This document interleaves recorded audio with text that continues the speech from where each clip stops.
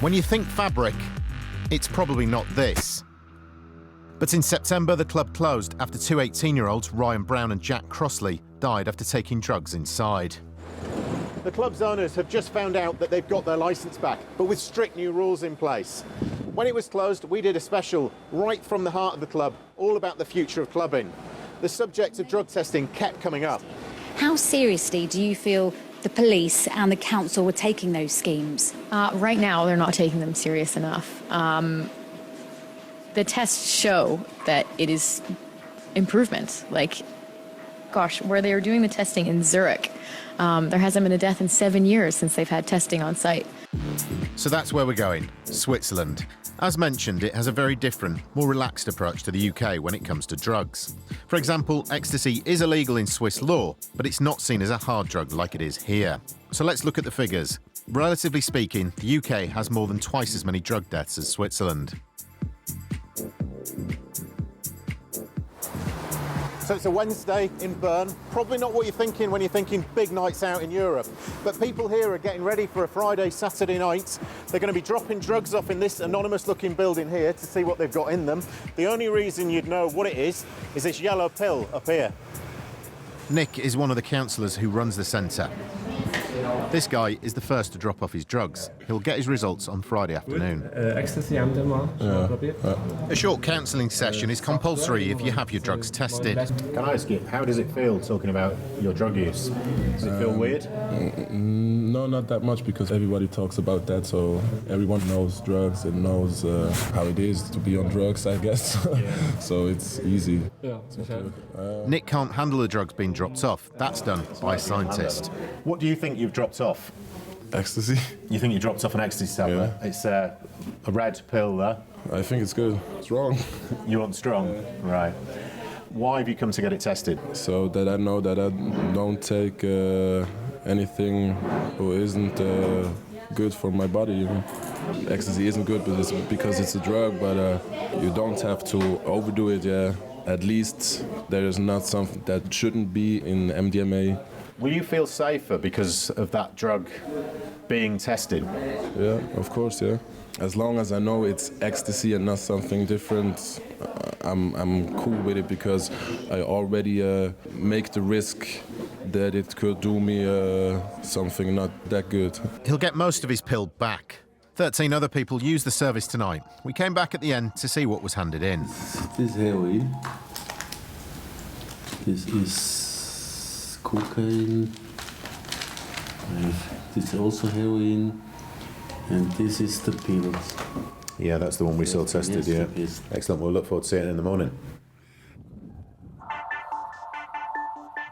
It's Thursday and we've come to meet Hans, who runs this drug testing lab for the Swiss government. Hi Hans, nice to meet you. Hi. It tests anything from stuff you can buy in your pharmacy through to illegal party drugs. That's here where we are doing the analysis. The testing is being done today by Fabian. So this is the pill that we saw handed in last night. Exactly, yeah, it's this quarter, and now I'm gonna grind it in here. That's just to make it easier to dissolve, is it? Yeah, exactly. After turning the pill into a powder, it's weighed, mixed with a solvent, and put in a glass tube, ready to run through a liquid chromatography machine. That will give us a reading which Fabian can use to work out exactly what was in our pill and how strong it is. While we wait for the results, we had a chat with Hans. Some people would say you're encouraging drug use by giving people results about what's in their drugs. Those people that show up in our facilities, they already are willing to take a drug. And with our program we have here, I say if we can just prevent one person being brought to the emergency room of the hospital, is worth all the costs and worth what we are doing here. In the UK, we've seen a real spike in drug deaths connected to ecstasy. Just last year, there were 57 deaths. In Switzerland, how many drug deaths are you seeing linked to ecstasy? I have no information for this and the last year that somebody died due to consumption of ecstasy. So from your knowledge, you can't think of any deaths connected to it here in Switzerland? Deaths. No deaths. So you're going to now get the result. What have we found? Yeah, so here it's the MDMA peak. And do we know how strong that tablet was? Yeah, let's see the report. The amount. Well, yeah. That's a very strong reading. Yeah, so that's 239 milligram MDMA per pill. And that is a very, very strong pill. I mean, Yeah, we give a warning when it's over 120 milligram a pill. So now we have like double amount. how dangerous is that? Yeah, you better ask this question my boss. Okay. Hans, tell me, we've just seen a result there that is double the amount that you'd normally see a warning. Typically, if you took 60 to 80 milligrams, you would experience the high from the drug. How dangerous is that pill potentially? You're absolutely right. With 1 to 1.3 milligram per kilogram body weight, you get noticeable effects. And in this case, if you take a pill like that and you have a body weight, young girl of about 50 kilograms, you are in the overdose range. So we're just back from the lab. We've got the printout of the pill that we actually saw getting tested down there. And they don't give this to the client, they just tell them the information because they don't want this becoming an advert for very strong pills. And that's exactly what this is. We've got a readout here of over 200 milligrams of MDMA in that one tablet. And if you bear in mind you need 60 to 80 milligrams to feel a significant high, what we've got here is a potentially fatal pill. It's Friday afternoon and we've met up with Nick again. We met earlier in the week. He's now on standby for people to call in and get their results. Milligramm jede Tablette. Das heißt also. So what did you just say there? What was that conversation you were having? Yeah, I told him it is very high dose pill. Are you worried about his safety because that's such a strong pill? Yeah, it's a dangerous pill. It's just very high dose. It's not something different in it or something like this. You just have to take a little part of this pill, not the whole pill at the same time or same night.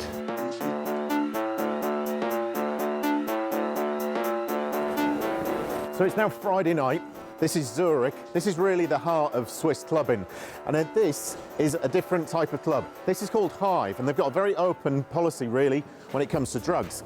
Just over there, they've done open drug testing, so people could come along, drop off samples, get the results back on the night, and then generally got quite an open, relaxed policy towards drugs. So let's head inside and have a chat with the owner. I really think it's very good for the people that they know if they take something that they take good stuff, or if it's very strong that they don't take too much. Do you think by having what by British standards are very open drug policies, the drug checking, that by doing that they're taking deadly substances and... Deadly substances? Which?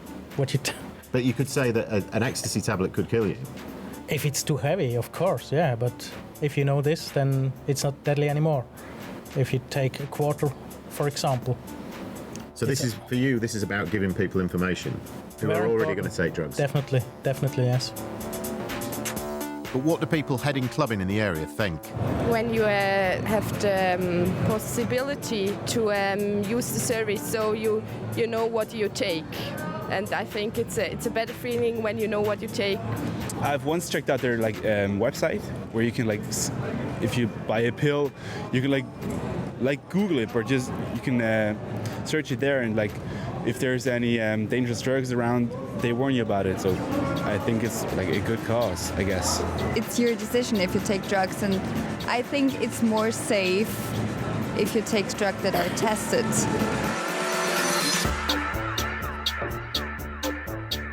Zurich has a collection of people who represent the city's nightlife. Alex is responsible for health. How do places like Bern and Zurich treat recreational drug use when it comes to things like harm reduction and drug testing and things like that? drug testing is something integrated in a whole approach. And we call this the integrated approach. We start with a website, with information, with the alerts, with staff training, with working together with the Bar and Club Commission here, with creating a safer clubbing label, with working together with the police, with working together with the hospital and the ambulances.